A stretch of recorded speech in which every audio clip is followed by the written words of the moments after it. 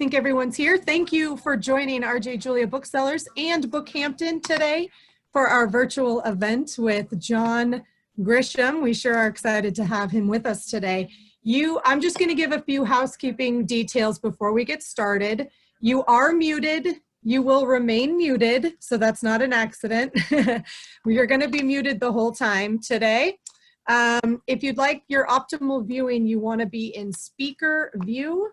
It's in the top right corner of your Zoom screen. Select that so that the author's highlighted on your screen. Please ask questions in the chat box function of your Zoom screen. We'll get to as many as possible. I'll be monitoring the chat box throughout the event, so send your questions to me. If at any time you drop off the Zoom or experience technical difficulties, just click the link again and I'll readmit you. And don't forget, most importantly, purchase a copy of Camino Winds from rjjulia.com or bookhampton.com. And while supplies last, we do have signed copies. So without further ado, please welcome the owner of RJ Julia Booksellers, Ms. Roxanne Coady, who is going to be in conversation with John Grisham today. Thanks for joining us. Take it away, Roxanne. Thanks, Erica. Hi, everybody. I want to welcome our readers from RJ Julia, our readers from Wesleyan RJ Julia's, and readers from our sister store, BookHampton on East Hampton, Long Island. I am delighted today. We are joined by John Grisham. As you probably know, he's a lawyer turned mega best-selling author. He's published over 30 books. They have sold over 300 million copies. They've been published in over 40 languages. There have been 9 movies. There's been a TV series.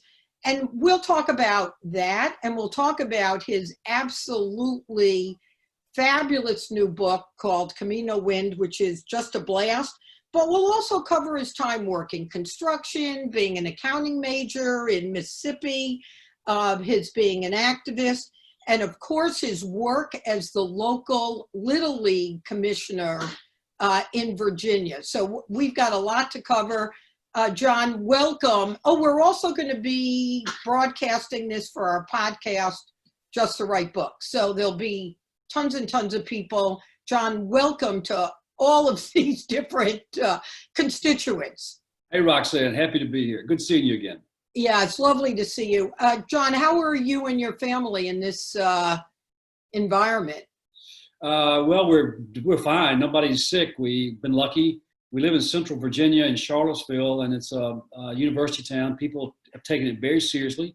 And then having said that, my son, who's a local lawyer down the street from where I am right now, his secretary came in last Tuesday with a sore throat or something. They asked her to go get tested. She tested positive. So then he and his partner had to get tested. And it came out of nowhere. They both found out this morning, 5 days later, that they are negative, which is great news. They had no symptoms. They felt great, still feel great. But so we had a close call, or we thought we had a close call over the weekend, but not a lot of big numbers here in Central Virginia, in the cities. DC, Richmond, more numbers there, but we're fairly safe here. But these people, I think, we have a huge medical community, a med school here, big hospital, and they took it real serious, real fast, and we've all taken it seriously. So no big numbers, thank God for that. And so far the numbers have held steady, so we're relatively safe. And still pretty locked down? Yeah, we're locked down. You see more people out, more restaurants are opening, half capacity. More people are trying to get out and move around. So fingers crossed, we hope that works and doesn't backfire, but people are still pretty cautious around here. Now, what will happen with your Little League crew? Oh, we're shut down. We almost got started early in March. We have 500 kids every year in the ballpark, ages 5 through 15, baseball, softball, t-ball. It's a very busy place. It's a lovely place, and that's where I spend a lot of time this time of the year. We pulled the plug back in mid-March and shut it down. We really had to, had no choice. And so it's really, we've had a gorgeous spring here in Central Virginia and no baseball, softball, or t-ball. And it's heartbreaking because some of these kids, for Little Wait League, all year, right? yeah, and then for these kids are not getting any younger. And for Little League baseball players, the age of 12 is pure magic because that's when you're on the small field, you're a good player. And these kids are losing that this year. So there's a lot of interest in when we might start. I don't know if we're going to be able to. The numbers stay down, but we're trying to, and we can't do it until we're released. And then we have to make the decision as a ballpark, do we open back up? The same decision that so many people have to make. Are we going to open back up and run the risk? And so it's kind of a sad time right now. Yeah. And weren't you going to be like a big time baseball player in your head, in your 8-year-old head? 12-year-old head. When I was 12 years old, I thought I was going to really be good because I was one of the all-stars, whatever that meant back then, and I had big dreams. But we grew up on the streets, the suburbia, with baseball all day long, almost year-round in Mississippi, and we loved the Cardinals, and we all wanted to play for the Cardinals, and we knew we would. We used to argue over who would play what position for the Cardinals, and we grew up and typical childhood dreams, and I never got close. So I love the game from afar. So how the hell did you pivot from baseball to accounting? Well, baseball sure didn't work out, so I had to give up the games and get serious about studying. I decided when I was 20 years old, halfway through college, when I got cut for the final time from a college baseball team, I realized those days were over. I had to get serious about the books, and I decided to get a degree in accounting and go to law school and become a tax lawyer. I don't know where that came from, but tax law was going to be the key to my future, and that didn't work either. When I got to law school, I ditched the tax stuff and realized I really enjoyed the courtroom. And so I decided to become a trial lawyer. And as a young lawyer, I tried a lot of cases. I was in the courtroom all the time and tried many cases, a lot of criminal cases. And I was in a courtroom one day in the summer of 1984. I'd only been out of school for 3 or 4 years. I was barely 30 years old, I guess. And I saw something that was very dramatic. And I was not involved in the case. What I would do as a young lawyer, I'd hang around the courtroom. And if good lawyers were trying their cases, I was going to be there just to watch and try to learn. And I saw something that was very dramatic, a criminal trial. And I became obsessed with this story of a father's revenge over something horrible that happened to his little girl. And the story grew and grew, and I had never written before in my life, never tried to. And I became obsessed with this story of revenge, retribution outside the law. And that prompted me to try to write the story. I'd never written before. And it took 3 years to write my first novel, which eventually became A Time to Kill. That was not the first title. And got a lucky break and got it published in 1989. They printed 5,000 hardback copies, and we couldn't give them away. So the book was a kind of a flop when it came, a total flop when it came out initially. But by then I was in the habit of writing a little bit every day, and I learned the valuable lesson that if you want to succeed at something, if you can do a little bit every day and improve, or whatever it is, it adds up. And so my second book was going to be something far more commercial than the rape of a little girl. I mean, that's a touchy, it's a bad subject. I vowed to write one more book, and if it didn't work, I was going to say farewell to that hobby. I'm losing too much sleep and time. And the second book took 2 years to write, and that was The Firm. When The Firm came out in March of 1991, almost 30 years ago, things changed overnight. It was a dramatic change in my life. I stopped practicing law. I became a full-time writer and never looked back.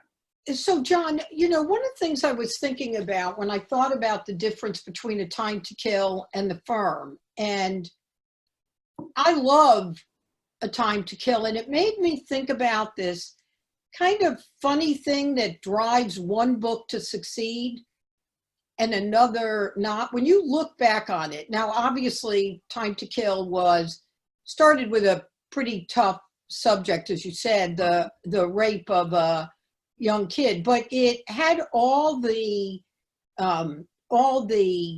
mystery components, the thriller components so when you look back on it, why do you think the firm, which went on to, just sell what, 7-8 million copies in hardcover, some crazy number. Why do you think the firm hit a chord and Time to Kill didn't work then? Didn't work then. I think 30 years later. Now. Yeah, because you're John Grisham. Well, it's a best-selling book of all of them. Time to Kill and the Firm still total have sold more than the other books. Why? I don't know. Obviously, the Firm is more accessible. It's more fun to read. It's an old-fashioned thriller, and it's not about the rape of a child. So that turns a lot of folks off. I don't know. I got a lucky break. You have to have a lucky break somewhere along the way. And when I submitted the Firm to my agent, just after A Time to Kill came out in the summer of '89, my agent wanted me to make a bunch of changes to it, and I didn't want to do that. And we kind of bickered back and forth, and the book just kind of, stayed in his office and didn't go anywhere. And then he submitted the book to a couple of publishers, and they said no. This was the Firm in the fall of '89. And then a great lucky break happened to me I knew nothing about. But someone got a copy of the Firm in New York, and they sent it to a Hollywood agent. And he made 20 copies of it and submitted the book to all the big studios. We didn't know anything about it.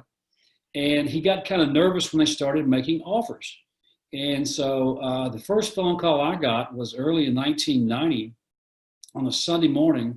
It was my agent in New York. And he said, look, we got to make a decision because we're having an auction for the Firm.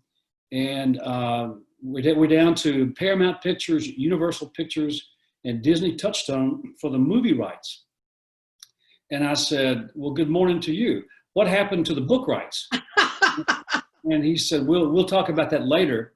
He said, I can't really talk to you much now because these three companies are lined up for the final round of bidding. And I said, what are you talking about? And that's how it happened. We sold the film rights to Paramount that morning for the first Sunday in January of 1990, 30 years ago. And then once we had this big book deal that rocked my world, suddenly the publishers wanted to buy it. So the publishers, we had another auction in New York, and Doubleday bought the hardcover, softcover rights to the Firm. And that was another great phone call. I'm still with Doubleday, 40 books later. Yeah, I know. They're my publisher. And then to top that off, the following week, my agent took the book abroad. And we began selling the foreign rights one language at a time. We kept all the foreign rights ourselves. And each week it was a new contract. It was British, German, French. The book marched around the world, and we're getting all these contracts that we certainly were not expecting. It was a phenomenal 2-month period of time when my world was turned upside down. And suddenly we had this book. Then the book came out in March of '91. And after all this hype and hoopla over the book, we were kind of nervous to see if it would actually sell, which a lot of them don't, after all the hype. But the Firm found an audience then and still has that audience. Yeah, and John, it's a funny thing because we opened in April of '90. R.J. Julia is 30 years old. So, the joke I made to you last time and would make again. So I thought that's how book selling worked. A book comes out and we probably sold a couple thousand copies, and we've been open a year, and I go, I got this. Yeah. This is just a layup. But, John, you've spent a lot of your subsequent career supporting book selling, supporting independent booksellers and young writers. What do you think it takes today for someone to turn into a John Grisham? Do you think the world of publishing and book selling has changed so much that it would be too hard to do now? Tough question. It's certainly changed. Back when I got published, when the Firm came out in March of '91, the biggest concern then was the rise of the big chains, Barnes and Noble. And this is before the internet. This is before ebooks. This is before all that stuff came about. And there was a great lawsuits between your independent booksellers and the big chains. And there were several big chains back then before they all went away except for Barnes and Noble. So there were all kinds of issues 30 years ago about the future of bookselling. We didn't even see the internet coming. Right. We did. But Roxanne, I go back to what I always say: if there's always going to be a big demand for a good book, and I still believe that. It could be more difficult to get published now. I don't know. If you look at the top 10 best-selling writers in America, there's nobody under 40, probably nobody under 50. So publishing needs the new talent coming out, the new commercial writers, the new mystery and suspense writers who come out and can establish a foothold and come out every year or every other year. You've got to produce to get that reputation. And John, one of the things that it makes me think about is you must get, I know you've been very supportive of writers, you must get a gazillion letters from young writers wanting you to blurb their book, talk to them. And you do support some of the writers. What do you look for in the quality of a young writer that you might sort of pluck out of the pile and decide to mentor or befriend? Well, the publishers, obviously, they know what I write. And so they send me those types of books, suspense, maybe a legal thriller or whatever, mystery. They kind of screen that themselves. A lot of them will write me a nice note and say, hey, I got a really promising book about this and that, whatever. Would you take a look? Sometimes yes, sometimes no. It depends on if I have an interest in it. And so it kind of screens itself. But I look at a lot of books, a lot of advanced reading copies, and I blurb a lot of books because I want somebody else to have the chance that I've had.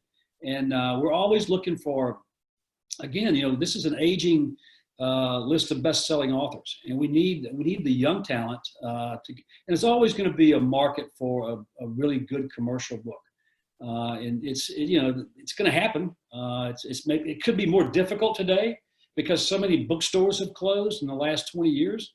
When Borders went under, that was 700 stores right there. So many independents have gone under, and now with this, with the pandemic, we don't know what's going to happen to bookstores because you're not open. It's a few are going to hang on. They're going to get stronger, I think, because they're surviving now. But it's pretty frightening. On the other hand, people are reading more. People are at home reading more. And I published this book, Camino Winds, a month ago, and it's holding its own in the marketplace with so many stores closed. And they're pretty excited about that in New York.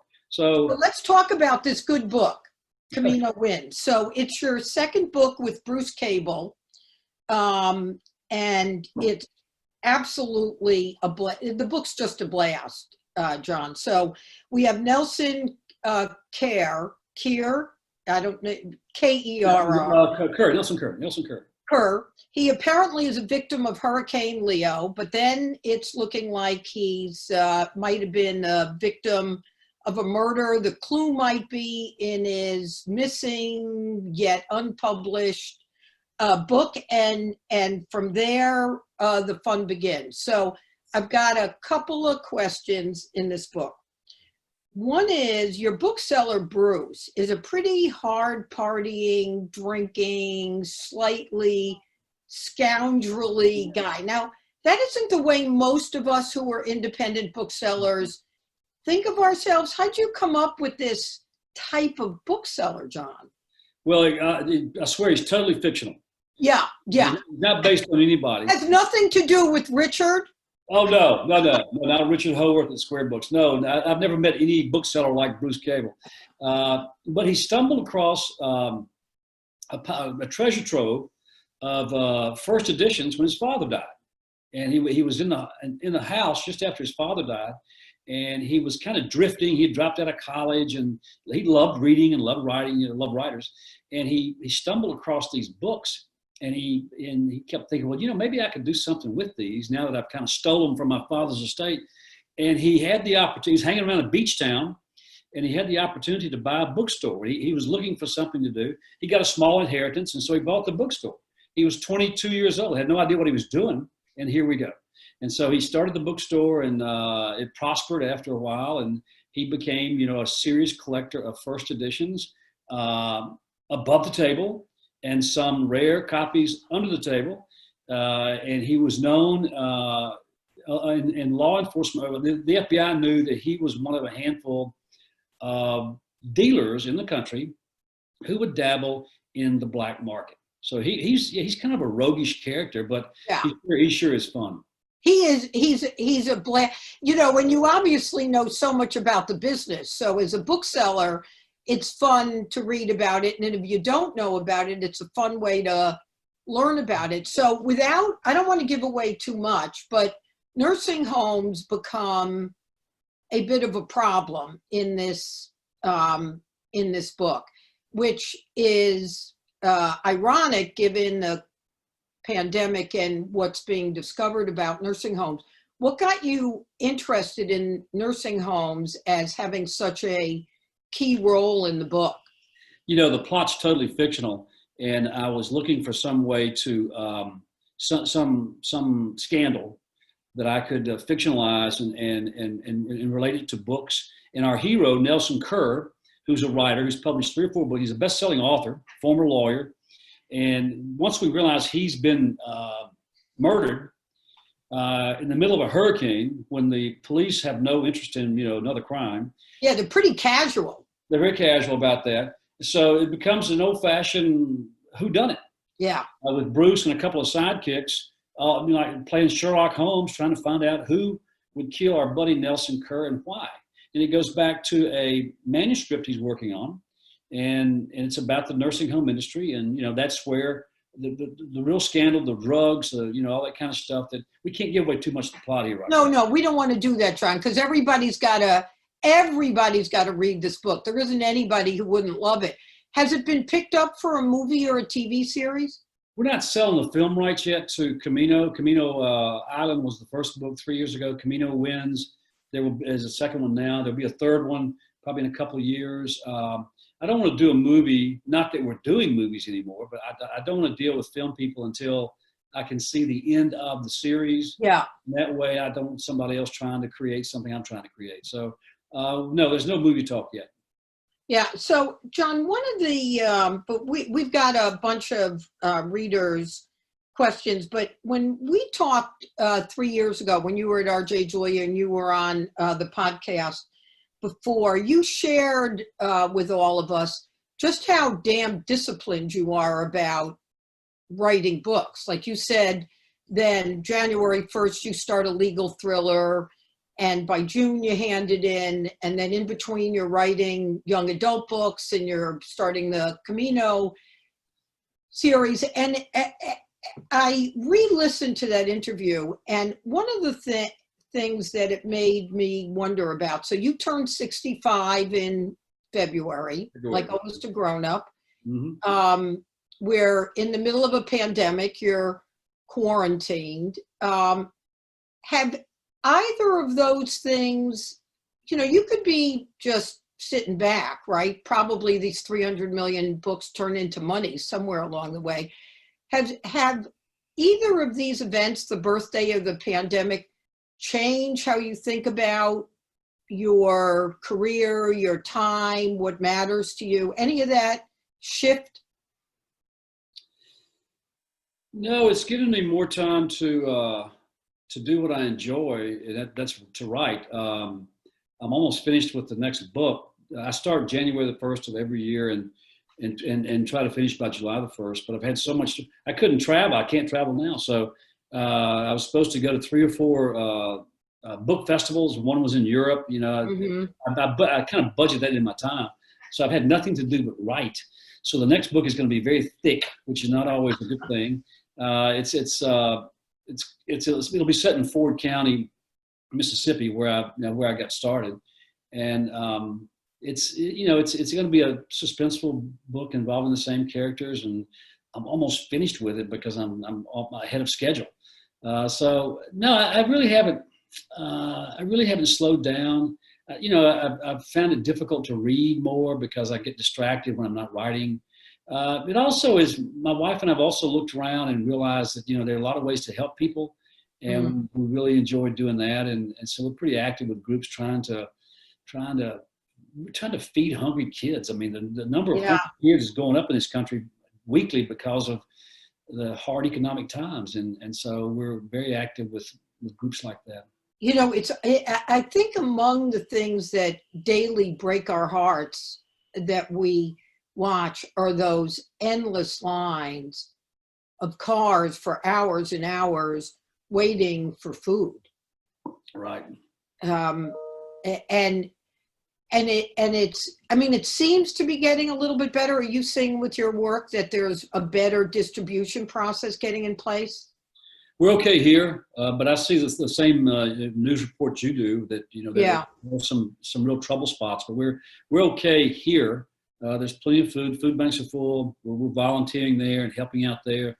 But, you wonder, have we seen the worst of this? That's what's frightening. That's what's scary, right? I don't think so. But, again, no one can predict. Nobody knows what's going to happen.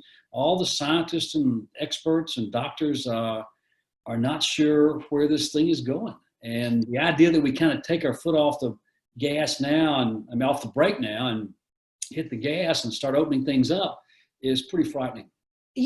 John, do you think about trying, like your book, The Guardian, that came out, was about a wrongful conviction. You've done a lot of work on the Innocence Project. You're very active with them.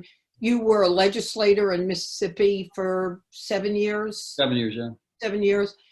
How do you balance being this best-selling writer and an activist, and where you do or don't get involved politically? How do you think about that? Well, you really have to limit what you want to get involved in. My wife and I are very much involved in a lot of issues. Right now, it's childhood hunger. She's really involved with an outfit called No Kid Hungry. And so we are worried about that and concerned about that. And we do a lot of work with No Kid Hungry. I'm on the board of the Innocence Project in New York and have been for 10 years. And we work every day to get innocent people out of prison. There are thousands and thousands of innocent people in prison serving long terms for somebody else's crime. And we keep banging that drum, and we get them out slowly, 360 so far. So I'm pretty active with that. We're active with my youth group, youth baseball, things like that. But you have to pick. You can't solve the world's problems. You got to pick out. So you pick. Yeah, you got to pick and choose and try to make a difference there. But childhood hunger right now is a big issue with us. Well, we're lucky you and Renee are doing that. Well, we feel lucky to be able to do it because a lot of folks would love to do it and don't have the means to do it. We're very concerned about hungry kids. Yeah. It does break your heart. So here's a couple of questions from our listeners, because I know we're going to lose you in just a few minutes. One of our guests wants to know why you never continued your political career. I never really enjoyed it. I enjoyed the first campaign, knocking on doors and trying to get more votes than my opponent. The idea of a challenge, or he was an old incumbent, a contest, the actual thrill of battle was fun. Who's going to get the most votes? Once I got the job, I couldn't stand it. It was serving the state legislature in Mississippi was not at all worthwhile. I just did not enjoy it. And I was 3 hours away from home. My young wife is having babies. I'm missing, I was homesick the whole time, and I never took the public. Not for you. Well, and also I never could accept the fact that people, once they vote for you, they think they own you. And they would call at all hours and stop by the house and write letters. And I got to where I couldn't stand the voters.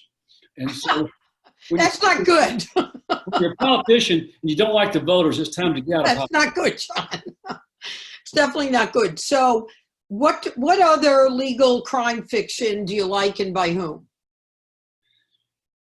I got Scott Turow's latest novel last week.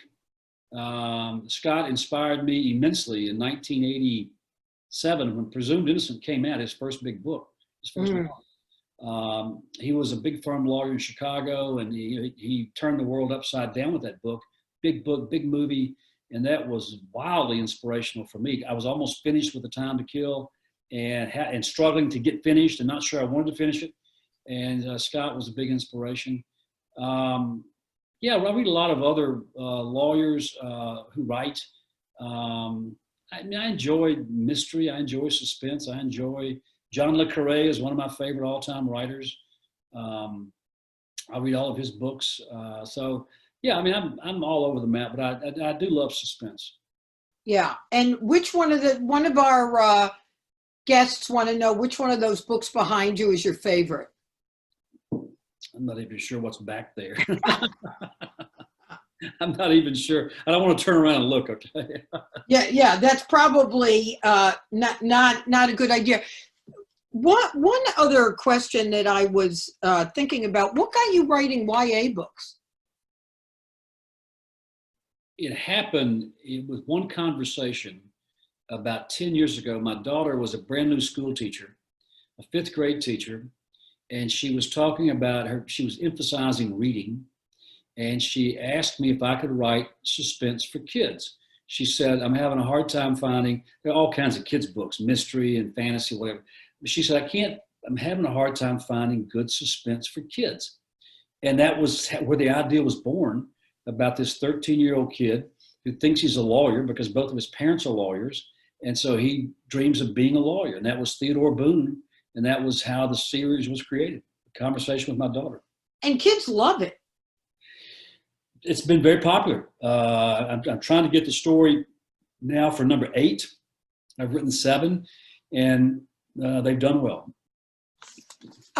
So John, in closing, there's a couple of things I would like to thank you for. One is your support of independent booksellers. It's meant a lot to us when, you came to RJ Julia a few years ago after you hadn't been on the road for a long time. I know you were going to get back on the road, and you've taken the time to do over, a couple of or few dozen of these interviews and taking the time to do that. But particularly your advocacy work, because it does take well-known people who can get attention effectuating change. Sometimes it seems like the politicians, for whatever reason, aren't the ones to get it done. But so I want to thank you for that. But really, at the moment, what I'd like to thank you for is writing Camino Winds.